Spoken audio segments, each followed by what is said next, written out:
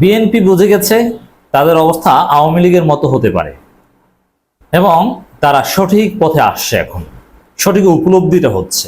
এজন্য বিএনপিকে ধন্যবাদ জানাতে হয়। মির্জা ফখরুলের একটা চমৎকার বক্তব্য, যদি আওয়ামী লীগের মতো করি আমাদেরও একই দশা হবে। এর মানে বিএনপির অবস্থা আওয়ামী লীগের মতো হবে।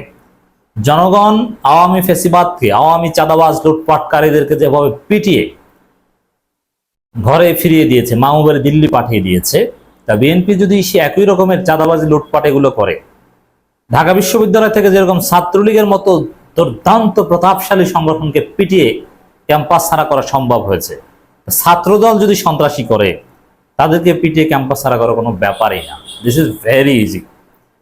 অতএব এই যে বক্তব্যটা মির্জা ফখরুলের, যদি আওয়ামী লীগের মতো করি আমাদেরও একই দশা হবে, এ কথাটা কেন বলতে হচ্ছে? আওয়ামী লীগের মতো অনেকেই করে, তবে অবশ্যই তারেক রহমানের প্রতি আমাদের সর্বোচ্চ শ্রদ্ধা।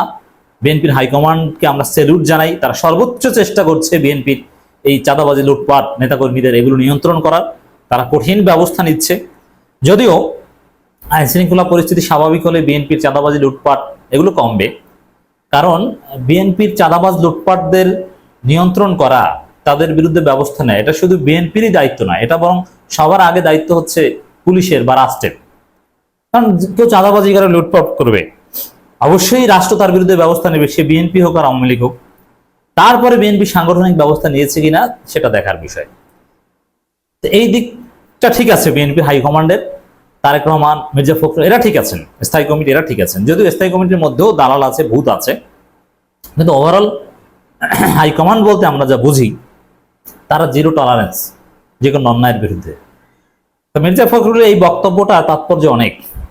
যদি আওয়ামী লীগের মতো করি আমাদেরও একই দশা হবে, মানে নেতাকর্মীদের বোঝাচ্ছেন, তোমরা যারা চাঁদাবাজি করো, তোমরা যারা ফেসিবাদী আচরণ করো, তোমরা যারা বৈষম্যবিরোধী ছাত্র আন্দোলনের উপর হামলা করো, তোমাদের অবস্থা কিন্তু আওয়ামী লীগের মতো হবে, তোমাদের জায়গা হবে না।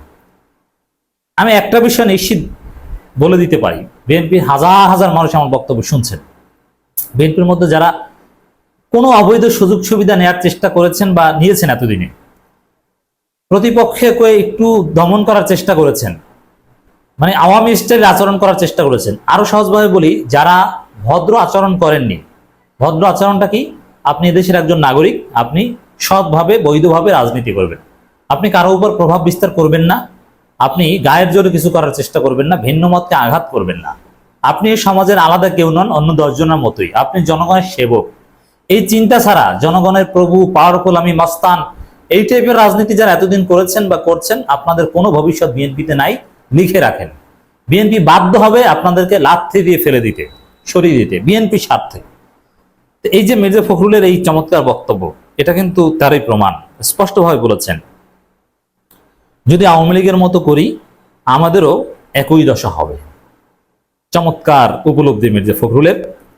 অবশ্য সেনাবাহিনী ম্যাজিস্ট্রেসি পাওয়ার পর, মাঠে নামার পর, এই বক্তব্যটার তাৎপর্য সেনাবাহিনীর সাথে একটু রেলেভেন্ট বলা যায়। কারণ সেনাবাহিনী বিএনপির লোকজনকে যদি ধরে পিটায়, উত্তম মাধ্যম দেয়, বিএনপির মধ্যে যারা চাঁদাবাজ, লুটপাট এবং নিজেদের মধ্যে মারামারিকারী, তাহলে এটা বিএনপির জন্য জাতীয় লজ্জা। এই জন্যে তাদেরকে হুঁশিয়ারি করা। সেনাবাহিনী মোতায়েনে কিছুটা ভয় পেয়েছে, কারণ বিএনপির লোকজন ব্যাপকভাবে চাঁদাবাজি লুটপাট কেন করতে পেরেছে? প্রশাসনিক শূন্যতা, পুলিশ বাহিনী নিষ্ক্রিয়তার ফলে। তো এখন সেনাবাহিনী নেমে গিয়েছে, অতএব তোমাদের খবর আছে, আওয়ামী লীগের মতো মার খাবা। এই বক্তব্যের তাৎপর্য কিন্তু এটা। বিএনপি মহাসচিব মির্জা ফখরুল ইসলাম আলমগীর বলেছেন, আমরা যদি আওয়ামী লীগের মতো করি তাহলে কি আমরা থাকতে পারবো? আমাদেরও একই রকম দশা হবে। মির্জা ফখরুলের এই বক্তব্যের জন্য অন্তঃস্থল থেকে মোবারকবাদ জানাই। যে আওয়ামী লীগের মতো অবস্থা হবে, আমরাও থাকতে পারবো না ভাই, সোজা হয়ে যাও। এই মেসেজ ফখরুলের এই বক্তব্যে ফখরুল সাহেবের প্রতি আমাদের শ্রদ্ধা অনেক গুণ বেড়ে গিয়েছে, যে না, তিনি সঠিক উপলব্ধি করতে পেরেছেন, বাস্তবতা বুঝতে পেরেছেন। এই জন্য বিএনপির লোকজনকে বলছি, আপনারা যারা বেশি বাড়াবাড়ি করেন, পরিণতি আওয়ামী লীগের মতো হবে, সোজা হয়ে যান। কেউ আপনাদের বাঁচাতে আসবে না, বাঁচাতে পারবে না। যে বাঁচাতে আসবে তার অবস্থাও 12টা বাজবে। মির্জা ফখরুল বলেন, বিএনপি জামাতের নেতাকর্মীদের জন্য নির্যাতনের জন্য আওয়ামী লীগ আয়নাঘর বানিয়েছিল। এখানে মির্জা ফখরুলকে আমি আরেকটু ধন্যবাদ জানাই যে বিএনপির সাথে আসলে জামাতের নামটা উল্লেখ করেছেন।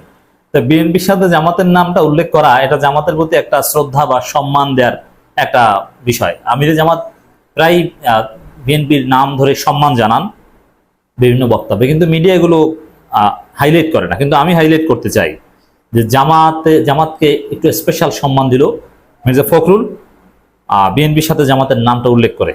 জামাত যে মজলুম এই বিষয়টা বিএনপি বলল, মির্জা ফখরুল বলল।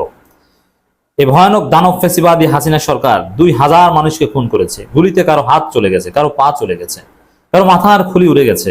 আজকে মুক্ত বাতাসে আমরা বাস করছি, কিন্তু মনে রাখবেন সেই পর্যন্ত মুক্ত থাকবে যতদিন আমরা স্বাধীন রাখতে পারবো। আমরা যদি আওয়ামী লীগের মতো শুরু করি তাহলে কি আমরা থাকতে পারবো? আমাদেরও একই রকম দশা হয়। বিএনপি নেতাকর্মীদের কাছে নিজেকে প্রিয় বানান, কারো উপর অন্যায় অত্যাচার নির্যাতন করবেন না। এর মানে অনেকে অন্যায় অত্যাচার নির্যাতন করে বলেই তো এই নির্দেশনাটা দিয়েছেন, এই ভয় দেখিয়েছেন আওয়ামী লীগের মতো অবস্থা হবে, অতএব ভয় পাও। এটা মাত্র একটা থ্রেট মির্জা ফখরুলের পক্ষ থেকে বিএনপির সন্ত্রাসী নেতাকর্মীদের উদ্দেশ্যে। উপস্থিত নেতাকর্মীদের উদ্দেশ্যে মির্জা ফখরুল বলেন, দেশে যে বিজয় অর্জন হয়েছে সেই বিজয় কিন্তু তিনি নষ্ট হতে দেবেন না। যে সুযোগ আসছে দেশকে সুস্থ করার, ভালো করার, সেটা যেন না হারায়। জনসভায় জেলা বিএনপি সাধারণ সম্পাদক মির্জা ফয়সাল আমিন, সহসভাপতি নূর অনেকেই কথা বলেন। মির্জা ফখরুল, গত 16 বছরে আমরা খুব কষ্ট পেয়েছি। শেখ হাসিনা সরকার আমাদের নির্যাতন করেছে। বিএনপি জামাত করার অপরাধে, আবারও বিএনপি জামাত করার অপরাধে আপনাদের জেলে পুরে রাখা হয়েছে। মির্জা ফখরুল এখানেও একটা উপলব্ধি, জামাতকে সব জায়গায় ডিনাই করে প্রতিপক্ষ বানিয়ে লাভ নেই, বরং জামাতের সাথেও যথাযথ ন্যায্য আচরণ করতে হবে। মির্জা ফখরুলের বক্তব্যে এই বিষয়টা ফুটে ওঠে। যাই হোক, মির্জা ফখরুলকে এরকম সুন্দর বক্তব্য দেওয়ার জন্য আমরা ধন্যবাদ জানাই।